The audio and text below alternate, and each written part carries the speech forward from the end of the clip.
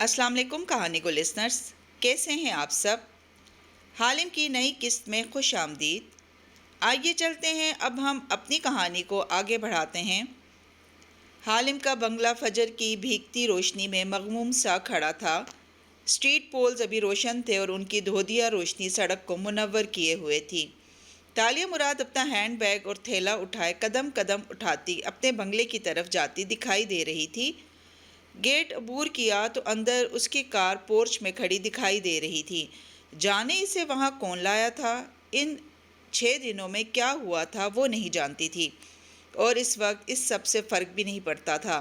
अब आगे क्या होगा वो सिर्फ यही सोच रही थी। लाउंज वीरान था, दातिन वहाँ नहीं थी। अगर होती भी तो वो इससे नहीं मिलना चाहती थी। उसने बत्ती नहीं जलाई और सोफे पे पैर ऊपर करके बैठ गई। वो आज़ाद थी, मगर वो आज़ादी महसूस नहीं होती थी। वो अंधेरे की आहटें सुन रही थी। बाहर चलती हवा, परिंदों की फड़फड़ाहट, बासी कोको फ्रूट की महक, सोफे के लेदर की नरमाहट। ज़रा सा खटका होता और वो चूक चूक जाती। बार बार अंधेरे में गर्दन मोड़ के देखती। कोई था तो नहीं यहाँ जो उसके लिए घात लगाए बैठा था। कोई नया खेल तो नहीं खेला जा रहा था क्या। सोफिया रहमान के बंदों ने ऐसा फरेब दिया था कि अब उसे न अंधेरों का एतबार रहा था न रोशनियों का। सब जाली लग रहा था। वो आज़ाद हो के भी आज़ाद नहीं थी। वो पर अपने कमरे में आई और बिस्तर पे चित लेट गई। उसका ख्याल था कि वो अब कभी सो नहीं सकेगी, मगर उसे कब नींद आई उसे इल्म नहीं हुआ। उसकी आंख तेज़ घंटी की आवाज़ से खुली तो वो चूक के सीधी हुई, फिर हड़बड़ा के लिहाफ उतारा और बिस्तर से पैर नीचे उतारे। तेज़ तेज़ जीने फलांगती वो नीचे उतरी तो देखा दो दिया रोशनी खिड़कियों से आती लाउंज को मुनव्वर कर रही थी। वो रोशनी में गौर से अतराफ को देखने लगी। ऐसे लगता था दातिन काफ़ी दिन यहाँ नहीं आई थी। लाउंज में कुछ चीज़ें जगह से हटी हुई थीं। 2 जूठे मग किचन काउंटर पे रखे थे, जैसे 2 लोगों ने वहाँ कुछ पिया हो। वो दरवाज़ा खोल के बाहर ड्राइव वे पे आई। सामने गेट के पार कोई खड़ा था, कोरियर वाला। उसके हाथ में एक टोकरी थी। उसके कदम सुस्त पड़ गए। वो गेट तक आई, जंगले के ऊपर से हाथ बढ़ाया और आदमी से टोकरी ले ली। फिर वो वहीं नीचे ज़मीन पे बैठती गई। टोकरी उसके हाथ में थी और चेहरे पे ज़मानों की तकान थी। धीरे धीरे वो टोकरी में मौजूद कोको फ्रूट पे हाथ फेरने लगी।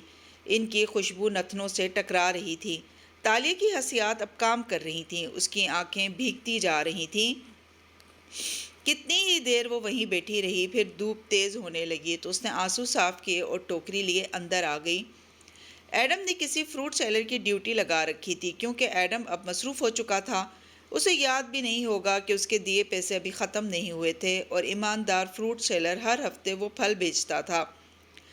तालिया ने किचन काउंटर पर टोकरी रखी। वहाँ गुज़िश्ता हफ्ते आने वाले फलों की टोकरी भी रखी थी और उनके फल अब बासी हो चुके थे। और तब इसकी निगाह इधर उधर पड़े इन 2 खाली मगों पर रुकी। उनके अंदर कॉफ़ी नहीं, चाय पी गई थी। 2 लोगों ने चाय पी थी, या एक शख्स ने 2 दफ़ा चाय पी थी। दातिन कॉफ़ी की आदी थी और एडम भी चाय का शौकीन नहीं था। सिर्फ एक शख्स था जो चाय पीता था और उसे अपने मग धो के रखने की आदत न थी। वो बिल्कुल सुन रह गई, फिर आहिस्ता से मुड़ी। लाउंज अब मुकम्मल तौर पे मुनव्वर हो चुका था और उसकी वस्ती मेज़ के डेकोरेशन प्याले में कुछ रखा नज़र आ रहा था। किसी ख्वाब किसी कैफियत में तालिया चलती हुई मेज़ के करीब आई। उस प्याले में तरतीब से 5 ख़त के लिफाफे रखे थे। उनमें से हर एक पे तालिया के लिए लिखा नज़र आ रहा था, और ये उसी शख्स की लिखाई थी जो बहुत सी दूसरी बातों के साथ चाय बनाना भी भूल चुका था। कुछ देर बाद वो लाउंज के सोफे पे बैठी थी। बाकी 4 खुतूत इसकी गोद में रखे थे, जबकि पहला ख़त वो लिफाफे से निकाल रही थी।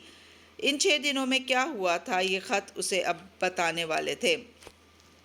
6 दिन पहले, पहली रात, अहमद निज़ाम राहदारी में चलते जा रहे थे जब उनको वो शख्स नज़र आया था जो तालिया मुराद का वकील था। उसका तारुफ सुनने के बाद वो वापस आगे बढ़ते गए। उन्हें सुबह तालिया के केस के लिए कोर्ट में पेश होना था और तैयारी करनी थी। पार्किंग एरिया में अपनी कार के करीब जाते हुए वो एकदम ठिठक के रुके। इस सूट वाले शख्स का चेहरा उनके जहन में क्लिक हुआ था।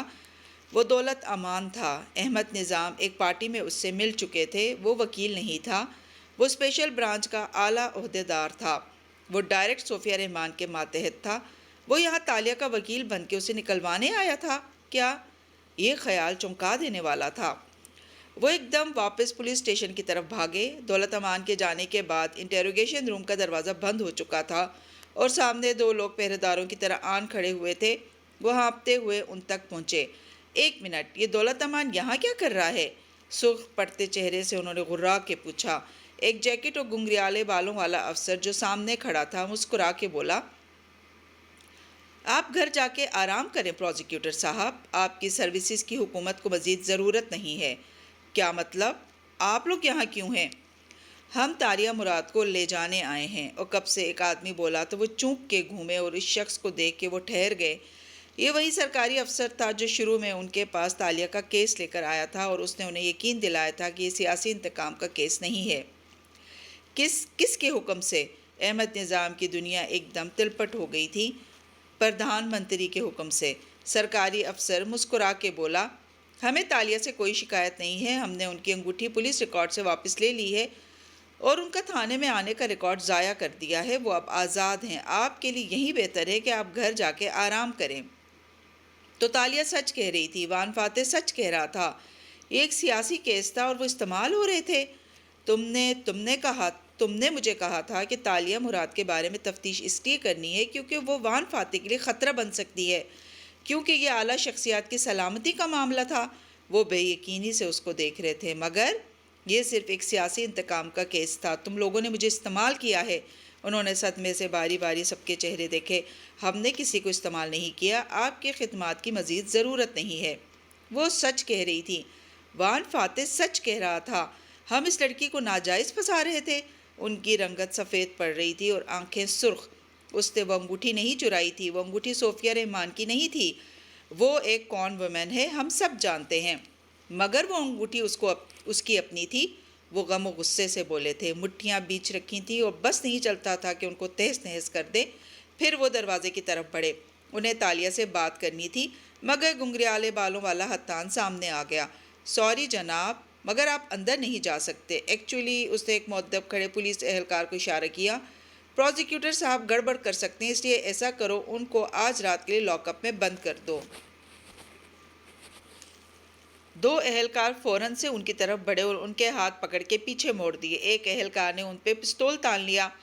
تم لوگ اچھا نہیں کر رہے، میں سب سمجھ رہا ہوں، تم لوگ مجھے اس کے خلاف استعمال کر کے اسے بلیک میل کرنے کی کوشش کر رہے ہو، چھوڑو مجھے۔ وہ غصے اور بے بسی سے چلا رہے تھے، مگر اہلکار ان کو زبردستی آگے لے گئے۔ حتان نے گھڑی پہ وقت دیکھا، اندر موجود دولت نے کسی بھی وقت باہر آ جانا تھا اور پھر تالیہ کو وہاں سے لے جانا تھا، اسے اپنی ٹیم کے ساتھ یہاں سے روانہ ہونا تھا، کھیل شروع کرنے کا وقت آن پہنچا تھا۔ ایڈم بن محمد روشنیوں کے حالے میں سٹیج پہ کھڑا تھا، اس کے ساتھ والی کرسیوں پہ موجود صحافی بیٹھے ہوئے مسکرا کے اسے دیکھ رہے تھے۔ ان کے سامنے رکھی میز پہ تازہ پھولوں کے گلدستے سجے تھے اور سٹیج سے نیچے کافی سارے لوگ اسی ہال میں جمع ہوئے کھڑے ہو کے اس کو دیکھ رہے تھے۔ کیمرے، فلیش لائٹس کی چمک، پھولوں کی مہک، اپنے پیچھے اسکرین پہ نظر آتی پریزنٹیشن کی نیلی روشنی، وہ ایک عجیب کیفیت میں تھا۔ لوگ اس کے لیے تالیاں بجا رہے تھے اور وہ مسکرا کے تالیاں وصول کر رہا تھا۔ ذرا دیر کو خاموشی ہوئی تو وہ بولا، یہ دوری نگارہ ملایو کا پارٹ 1 ہے۔ میری پوری کوشش ہے کہ میں کلائیڈ اینڈ لی کے دوسرے کلائنٹس کے نام بھی سامنے لاؤں جو اب بھی پبلک کی نظروں سے چھپے ہوئے ہیں اور ٹیکس چوری کر کے اپنی جائیدادیں ان گمنام جزیروں میں چھپا رہے ہیں۔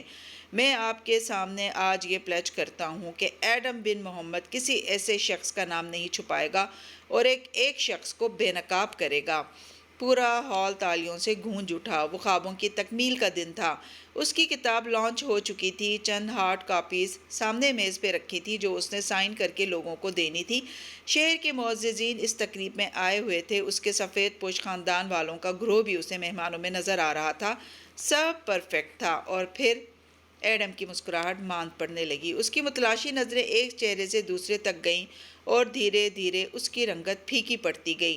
وہاں تالیہ نہیں تھی، وہ اس کے انٹرویوز نہیں دیکھتی تھی، وہ اس کا لکھا ہوا نہیں پڑھتی تھی، وہ سب معاف کر سکتا تھا، مگر وہ اس کی بک لانچ پہ بھی نہیں آئے گی۔ اس کے دل کو دھچکا لگا تھا۔ کیا تھا جو شہزادی کے لیے زیادہ اہم تھا؟ فوٹوگرافرز اس کو مسکرانے کے لیے کہہ رہے تھے۔ اس نے ایک بناوٹی مسکراہٹ سے اپنے رائٹر فیس کو سجایا اور کیمروں کی طرف چہرہ موڑ لیا۔ البتہ ان ساری روشنی اور خوشبوؤں کے باوجود دور اندر کچھ بجھ سا گیا تھا۔ رات کا اندھیرا وان فاتح کی رہائش گاہ پہ بھی پھیلا تھا۔ اسرا لاؤنج میں بیٹھی تھی، ٹی وی چلا ہوا تھا، بچے سونے جا چکے تھے، وہ فاتح کی منتظر تھی۔ صوفے پہ پیر اوپر کیے ریموٹ سے چینل بدلتی وہ بے توجہ سے اسکرین کو دیکھ رہی تھی جب دروازہ کھلنے کی آواز آئی، پھر قریب آتے قدم۔ جلدی آ گئے؟ اس نے گردن موڑ کے دیکھا تو ٹھٹک گئی۔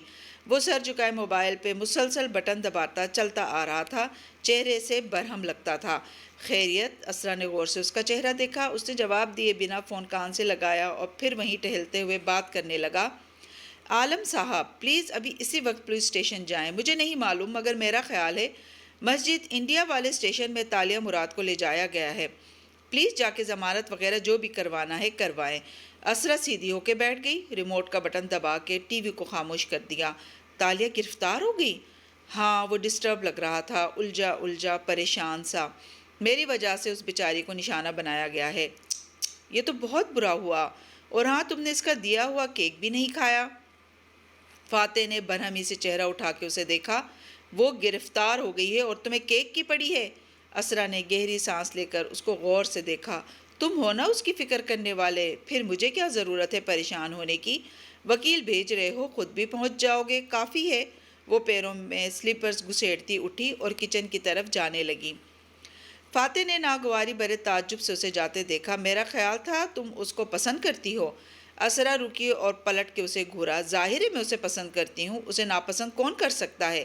وہ کچن میں گئی اور تھوڑی دیر بعد کیک کی پلیٹ لیے واپس آئی، پٹخنے کے انداز میں پلیٹ میز پہ رکھی۔ کھا لینا، اس نے بہت تاکید کی تھی۔ اگر میں پیغام نہ دوں تو بری بنوں گی، اس لیے میرا فرض تھا بتا دینا، جتا کے بولی اور پیر پٹک کے آگے بڑھ گئی۔ وہ کیک کو نظر انداز کر کے لاؤنج میں بنے بک شیلف تک آیا جہاں اس کی قانون کی کتب سجاوٹ کے طور پہ اوپر والے خانے میں رکھی تھیں۔ اس نے یکے بعد دیگرے چند کتب نکالی اور انہیں میز پہ پھیلا کے بیٹھ گیا۔ کتنا وقت گزرا اسے نہیں معلوم۔ وہ بس صفحے پلٹاتا، مکتوبہ قوانین اور شکیں پڑھتا رہا۔ دفتراً فون بجا۔ عالم صاحب تھے۔ اس نے چھوٹتے ہی فون کان سے لگایا۔ فاتح، میں نے تمام تھانوں میں کال کی ہے، خود بھی ایک دو جگہ گیا ہوں، یہاں تو کسی تالیہ کو نہیں لایا گیا۔ اچھا، خیر۔ پروزیکیوٹر ماتھے کو چھو کے نام یاد کرنے کی کوشش کی۔ احمد نظام کو کال کرو، وہ گرفتاری کے وقت وہاں موجود تھا۔ ہاں، میں اس کو جانتا ہوں مگر اس کا فون آف جا رہا ہے۔ مجھے نہیں معلوم، تم ہر تھانے جاؤ، بذات خود چیک کرو، وہ کہیں تو ہوگی۔ اس نے فون رکھا ہی تھا کہ گھنٹی بج اٹھی۔ دولت امان کالنگ۔ فاتح کے چہرے پہ تعجب ابھرا۔ دولت امان؟ اس وقت؟ البتہ کال سنتے اس کے تنے اعصاب ڈھیلے پڑنے لگے۔ دولت امان اسے بتا رہا تھا کہ وہ تالیہ کے کیس کا تفتیشی آفیسر ہے اور وہ اس معاملے کو ختم کروانے تھانے جا رہا ہے۔ ابھی تھوڑی دیر میں وہ تالیہ سے اس کی بات کروائے گا۔ سکون اور تشفی کا عجیب سا احساس تھا جو اسے محسوس ہوا۔ فاتح نے پیر میز پہ کینچی صورت رکھے اور ٹیک لگا کے اس کی اگلی کال کا انتظار کرنے لگا۔ وہ کال قریباً آدھے گھنٹے بعد موصول ہوئی۔ دولت جلدی میں لگ رہا تھا اور تالیہ محض چند الفاظ ہی بول پائی تھی، مگر وہ ٹھیک تھی، وہ محفوظ تھی۔ یہ خیال اس کے بے چین وجود کو شانت کر گیا تھا۔ فون رکھ کے فاتح نے کتابیں بند کی۔ یہ پھیلاوا صبح ملازموں نے ہی سمیٹنا تھا۔ تالیہ ہوتی تھی تو آفس کا سارا پھیلاوا منٹوں میں سمیٹ لیتی تھی۔ یوں ہی وہ بات بے بات یاد آتی تھی۔ اس نے سر جھٹکا اور اٹھنے لگا۔ پھر کیک پیس پہ نظر پڑی جو پلیٹ میں چمچ کے ساتھ سجا اس کا منتظر تھا۔ فاتح مسکرا دیا اور اسے اٹھا لیا۔ یہ تالیہ کے بچ جانے کی سیلیبریشن کا کیک تھا، اسے یہ کھانا چاہیے تھا۔ چمچ سے اس کو کھاتے ہوئے اب وہ اٹھ کے کمرے کی طرف جا رہا تھا۔ کیک واقعی لذیذ تھا، اندر تک گھل جاتا تھا۔ لاشعوری طور پہ اسے تالیہ کی کال کا انتظار رہا تھا جو پھر ساری رات موصول نہیں ہوئی۔ پہلا دن۔ اس صبح وان فاتح کی رہائش گاہ کی گھاس شبنم کے قطروں سے لبریز تھی اور پھولوں کی خوشبو نے پورچ کو مہکا رکھا تھا۔ وان فاتح اپنے سوٹ ٹائی میں ملبوس سنجیدہ چہرہ بنائے کار کی طرف بڑھ رہا تھا جب گارڈز اور ڈرائیور تیار کھڑے تھے۔ جب اس کا باڈی مین قریب آیا، سر، یہ پروزیکیوٹر صاحب گھنٹے بھر سے باہر آئے کھڑے ہیں۔ اس نے گیٹ کی طرف اشارہ کیا تو فاتح رکا اور چونک کے اس طرف دیکھا۔ گیٹ کے ساتھ اندر کی طرف احمد نظام کھڑے تھے، وہ اسی کو دیکھ رہے تھے گویا چند منٹ درکار ہوں۔ وان فاتح کے ماتھے پہ بل پڑے اور لب بھنج گئے۔ وہ ان کی طرف آیا۔ تسلی ہو گئی آپ کی ایک نہتی لڑکی کو یوں پھنسا کے؟ وہ تو شکر ہے کہ وہ اس سب سے نکل گئی، ورنہ آپ دیکھتے کہ میں کس طرح اس معاملے کو ہر فورم پہ اٹھاتا۔ احمد نظام نے شکستگی سے اس کا برہم چہرہ دیکھا۔ وہ اس میں سے نہیں نکلی ابھی۔ اوہ پلیز مجھے دھمکانے کی کوشش مت کریں، اگر آپ نے اسے دوبارہ پھنسایا تو وہ ابھی تک ان کی تحویل میں ہے فاتح صاحب، تالیہ آج سے ایک مسنگ پرسن بن چکی ہے۔ وہ زور دے کر بولے تو وان فاتح نے بھویں بھینچی۔ وہ دھوپ میں کھڑا تھا، احمد نظام کو اس کی آنکھوں کا رنگ سنہری نظر آ رہا تھا۔ میری کل اس سے بات ہوئی ہے، وہ ٹھیک تھی اور گھر جا رہی تھی۔ وہ گھر نہیں پہنچی بلکہ تھانے میں دولت امان اور اس کے اہلکار پہنچ گئے تھے اور وہ اس کو لے گئے ہیں۔ وہ تیز تیز بولتے پھولے تنفس کے ساتھ ساری رودات سناتے گئے۔ وہ ماتھے پہ بل ڈالے دھوپ میں کھڑا سنتا گیا۔ مجھے نہیں معلوم آپ کیا کہہ رہے ہیں، میری اس سے بات ہوئی ہے، وہ ٹھیک تھی، وہ دولت کے ساتھ تھی۔ دولت امان صوفیہ رحمان کا آدمی ہے، آپ کا دوست، وہ کسی زمانے میں تھا۔ وہ تالیہ کو کسی نامعلوم جگہ پہ لے گیا ہے اور ایس بی والے ایسا صرف ایک صورت میں کرتے ہیں جب انہیں کسی شخص کو استعمال کرنا ہوتا ہے۔ وہ تالیہ کو آپ کے خلاف استعمال کرنا چاہیں گے، اسے ٹارچر کریں گے، اس کو توڑنے کی کوشش کریں گے۔ انہوں نے مجھے بھی لاک اپ میں بند کر دیا تھا۔ وہ تو صبح میرے کزن اور اس کی بیوی کی خبر آئی تو انہوں نے سر جھٹکا۔ اور آپ کو اتنی فکر کیوں ہے؟ آپ کی وجہ سے تو وہ اس سب میں پھنسی ہے۔ اسی لیے مجھے اس کی فکر ہے کیونکہ وہ میری وجہ سے اس میں پھنسی ہے، وہ شکست خوردگی سے کہہ رہے تھے۔ وہ لڑکی سچ بول رہی تھی۔ میرے تفاخر اور انا نے مجھے اصل تصویر دیکھنے نہیں دی۔ آپ دولت امان سے بات کریں اور اس پہ زور دیں کہ وہ تالیہ کو چھوڑ دے، ورنہ یہ لوگ بہت ظالم ہیں، یہ انسان کو عجیب طریقے سے ٹارچر کر کے اپنے مقصد کے لیے استعمال کرتے ہیں۔ فاتح نے مشتبہ نظروں سے احمد نظام کا چہرہ دیکھا۔ مجھے آپ کی بات پہ یقین نہیں ہے، وہ ٹھیک ہے اور اگر نہ ہوتی تو اس کی فکر کرنے کے لیے میں کافی ہوں، آپ جا سکتے ہیں۔ سرد مہری سے کہہ کے وہ واپس کار کی طرف بڑھ گیا۔ کار میں بیٹھتے ہوئے اس کے تاثرات بدل رہے تھے، وہ ایک دم بہت ہی تشویش میں گر گیا تھا۔ حالم کے بنگلے پہ وہ صبح اداس سی اتری تھی، گھاس، اونچی کھڑکیاں اور اندر لاؤنج کی فضا، ہر شے میں اداسی رچی بسی تھی۔ داتن لاؤنج میں ٹہلتی پریشانی سے فون بار بار ملا رہی تھی اور سامنے صوفے پہ بیٹھا ایڈم خفگی سے اسے دیکھ رہا تھا۔ کہاں چلی گئی ہے تالیہ؟ اب آپ ان کو کور کرنے کی کوشش کر رہی ہیں۔ وہ بالآخر پھٹ پڑا۔ وہ آ نہیں سکیں تو اب آپ دونوں بہانہ بنا دیں گی کہ فلاں کام تھا، فلاں مسئلہ تھا۔ اصل میں آپ لوگوں کے نزدیک ایڈم کی کوئی اہمیت ہی نہیں ہے۔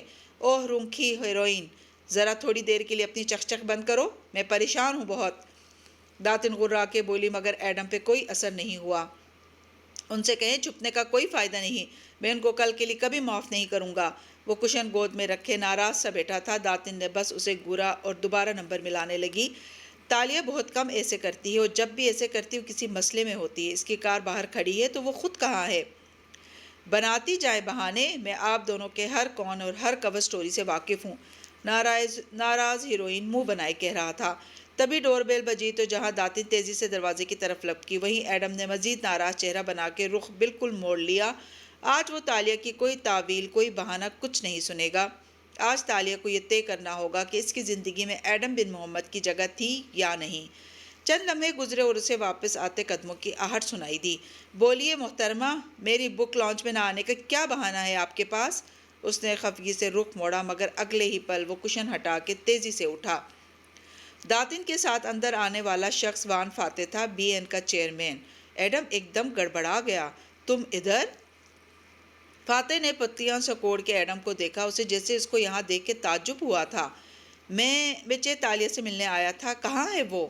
فاتح نے باری باری ان دونوں کے منتظر چہرے دیکھے، پھر کھنکھارا۔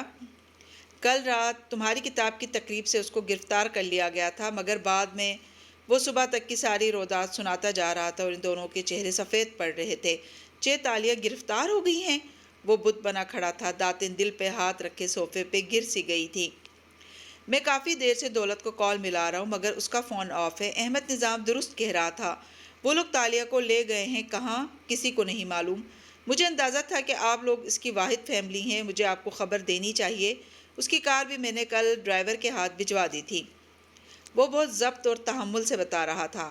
چند لمحے لاؤنج میں خاموشی چھائی رہی۔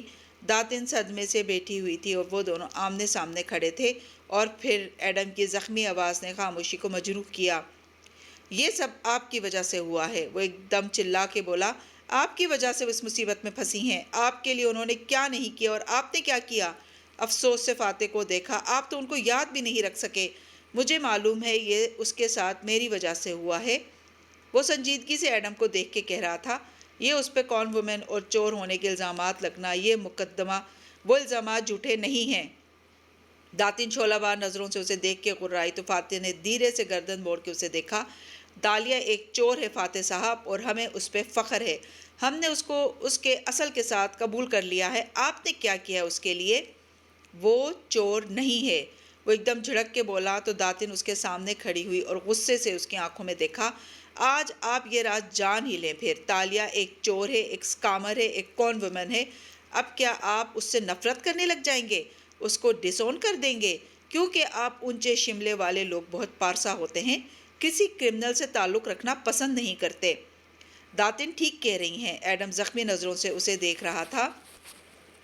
आप जैसे बड़े लोगों की खिदमत ने चेतालिया को ये दिन दिखाया है, और आपने उनके लिए सिवाय इस दौलत के किसी को कॉल नहीं की। खुफिया एजेंसी किसी को अगवा करके ले जाती है, और आप बीएन के सदर होते हुए एक प्रेस कॉन्फ्रेंस तक नहीं बुला सके। इसलिए आपको चेतालिया के लिए फ़िक्रमंद दिखाने की ज़रूरत नहीं है। आप उनके लिए कुछ नहीं कर सकते, हम उनको खुद ढूंढ लेंगे। फातिह ने बारी बारी उन दोनों का चेहरा देखा और फिर उसी ठंडे अंदाज में एडम को मुखातिब किया। जानते हो मैं तालिया के लिए क्या कर सकता हूँ? उसकी मजबूत आवाज़ बंगले की दीवारों से टकराई। मैं उस पर यकीन कर सकता हूँ। तुम लोग अब भी उसको कॉन वुमेन कहते हो, जबकि वो इस रास्ते को छोड़ चुकी है। तुम्हें क्या लगता है मैं नहीं जानता वो माजी में क्या करती थी? मुझे सब अंदाज़ा है, मगर मैं अपनी पूरी सच्चाई से ही कह सकता हूँ एडम कि वो लड़की चोर नहीं है। वो माजी में जो भी थी, अब वो एक सच्ची और ईमानदार लड़की है। तुम लोग उसको मुझसे बेहतर जानते होगे, मगर जिस तालिया को मैं जानता हूँ, उस तालिया को सज़ा मैं होने नहीं दूंगा। चंद लम्हे के लिए एडम कुछ बोल ना सका। उसका ठंडा और मजबूत अंदाज उसको लाजवाब कर गया था। और तुम दोनों को कुछ करने की ज़रूरत नहीं है, मैं इसे ढूंढ लूँगा। एडम के लबों पे एक तल्ख मुस्कुराहट दर आई। जाहिर है आपको उन्हें ढूंढना होगा, क्योंकि सोफिया रहमान उनको आपके ख़िलाफ़ इस्तेमाल कर सकती हैं। बस इसीलिए ढूंढना चाहते हैं आप चेतालिया को, ताकि उन्हें चुप करवा सके। फातिह ने अफसोस से उसे देखा। मुझे इसका कोई डर नहीं है, क्योंकि तालिया कभी मुझे डिसोन नहीं करेगी, चाहे वो मेरे साथ मौजूद ना हो, चाहे वो मेरी बुक साइनिंग पे ना आए। ज़ोर दे के कहा, मैं कभी ये नहीं समझूंगा कि वो मुझे छोड़ के चली गई है, क्योंकि इतना तो इंसान को अपने दोस्तों पे यकीन होना चाहिए।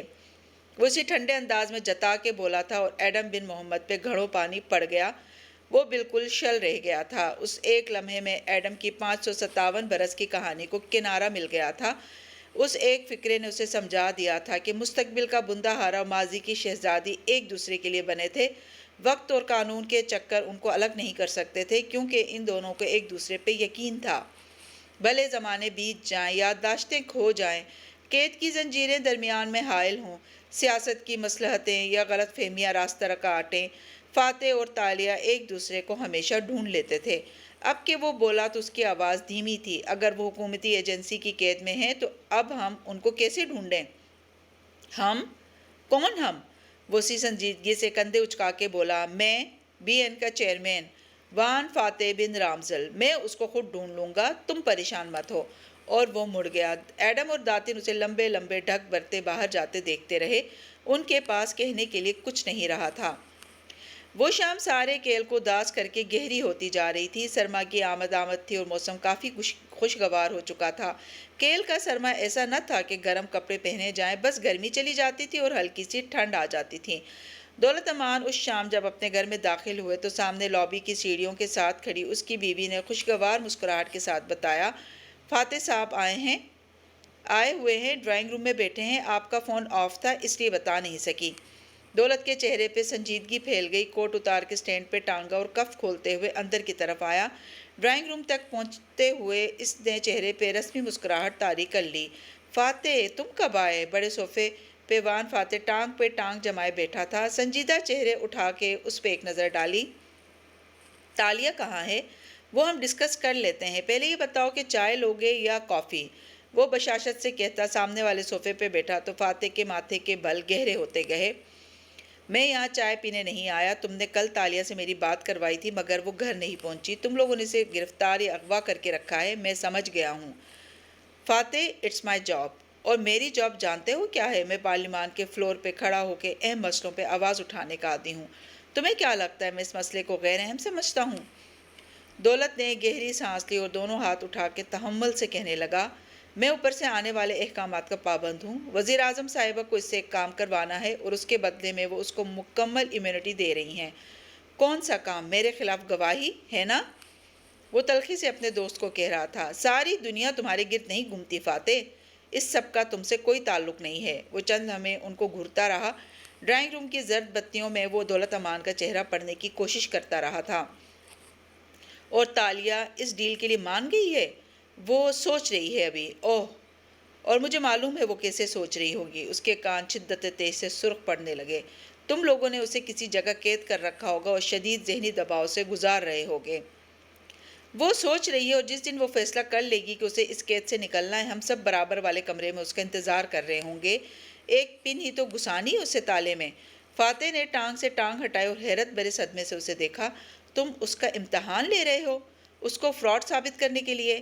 نہیں، صرف یہ دیکھنے کے لیے کہ وہ اپنی آزادی کے لیے کس حد تک جا سکتی ہے۔ اس کے بعد اس کے لیے ہماری ڈیل ماننا آسان ہوگا۔ ڈرائنگ روم میں خاموشی چھا گئی۔ اوپر جلتے فانوس چپ چاپ نیچے صوفوں پہ بیٹھے دونوں آدمیوں اور ان کے درمیان چھائے تناؤ کو دیکھتے رہے۔ میں اس سے ملنا چاہتا ہوں۔ یہ ممکن نہیں ہے۔ جب تک وہ خود اس قید سے نہیں نکلتی اس سے کوئی نہیں مل سکتا۔ تمہارے خیال میں اسے اتنے دن میں تمہارے پاس رہنے دوں گا؟ میں ابھی ایک ٹویٹ کروں تو سارا ملک جان جائے گا کہ تالیہ مراد ایک چور ہے۔ تمہیں کیا لگتا ہے تم پبلک میں اس قصے کو اٹھاؤ گے تو وہ بدنام نہیں ہوگی؟ ہم اسی چیز سے اسے بچا رہے ہیں۔ وزیر اعظم کی کانفیڈینشیل پارڈن اس کو ساری عمر کے لیے سابقہ جرائم سے محفوظ کر لے گی اور کسی کو معلوم بھی نہیں ہوگا۔ البتہ اگر تم اس معاملے کو میڈیا میں لے کر گئے تو تالیہ ہمارے لیے ناکارہ ہوگی۔ ہم اس کے خلاف انویسٹیگیشن شروع کر دیں گے اور ڈیل کی بات ہی ختم کر دیں گے۔ وہ چند لمحے کچھ بول نہ سکا، بس ماتھے پہ بل ڈالے تندی سے دولت کو دیکھتا رہا۔ تو صوفیہ رحمان اس کو محفوظ راستہ دے گی۔ میں کیسے یقین کروں اس کی بات کا؟ تم میرا یقین کر سکتے ہو، تم مجھے جانتے ہو، کوئی کسی کو بھی نہیں جانتا ہوتا۔ وہ تلخی سے بولا تھا۔ دولت نے گہری سانس لی۔ وہ چند دن میں اپنے گھر واپس آ جائے گی۔ تم سوائے اس کا انتظار کرنے کے اس کے لیے کچھ نہیں کر سکتے۔ تم احتجاج کر کے یا لوگوں کی نفری لے کر بھی پہنچ جاؤ تو تم سرکاری تحویل سے کسی کو نہیں نکال سکتے۔ اس کی بہتری کے لیے، حکومتی معافی نامے کے لیے تمہیں اس کا خاموشی سے انتظار کرنا ہوگا۔ فاتح اتنا سن کے اٹھ کھڑا ہوا تو دولت بھی ساتھ ہی اٹھا۔ چائے تو پی لو۔ میں اس شخص کے گھر کیسے چائے پی سکتا ہوں جس نے میری وہ رکا کوئی سابقہ لاحقہ تلاش کرنے کی کوشش کی؟ دولت نے غور سے اسے دیکھتے ہوئے ابرو اٹھائی۔ تمہاری میری دوست کو حبس بیجا میں رکھا اور معلوم نہیں اس کو کس طریقے سے ٹارچر کر رہا ہوگا۔ فاتح کے دروازے کی طرف بڑھ گیا تو دولت پیچھے سے کھنکھارا۔ مرد اور عورت کبھی دوست نہیں بن سکتے۔ وان فاتح چوکھٹ پہ ٹھہرا اور گہری سانس لی۔ بن سکتے ہیں، اور مڑ کے ایک تیز نظر دولت پہ ڈالی، مگر مسئلہ یہ ہے کہ اکثر ان میں سے ایک دوسرے کی محبت میں گرفتار ہو جاتا ہے۔ یہ اعتراف کا وہ بے خوف مقام تھا جہاں وان فاتح کو کچھ کھونے کا ڈر نہیں تھا۔ لمحے بھر کو وہاں سناٹا چھا گیا۔ تالیہ نے میرے لیے خود کو غیر محفوظ کر دیا۔ تم تصور کرو کہ اس کو محفوظ کرنے کے لیے میں کس حد تک جا سکتا ہوں۔ دولت کے کندھے سیدھے ہوئے۔ اس نے چونک کے فاتح کو دیکھا جو اپنی بات کہہ کے اس کو برہم نظروں سے دیکھ کے اب باہر کی طرف بڑھ گیا تھا۔ تو وہ اپنی بات کر رہا تھا، مگر اس کی تو بیوی بھی ہے، بچے بھی ہیں۔ یا شاید تالیہ درست کہہ رہی تھی۔ تفتیش کے دوران اس نے احمد نظام سے کہا تھا کہ وہ وان فاتح کی بیوی ہے۔ اف، یہ ورک پلیس کی محبتیں اور افیئرز۔ دولت نے افسوس سے ماتھے کو چھوا۔ وہ نہیں جانتا تھا کہ زندگی اتنی بلیک اینڈ وائٹ نہیں ہوتی۔ جی تو کہانی گو لسنرز، آج کی ایپیسوڈ آپ کو کیسی لگی؟ امید ہے کہ پسند آئی ہوگی۔ کمنٹس میں اظہار ضرور کیجیے گا۔ چینل پر نئے ہیں تو چینل کو سبسکرائب کرنا نہ بھولیں۔ شکریہ۔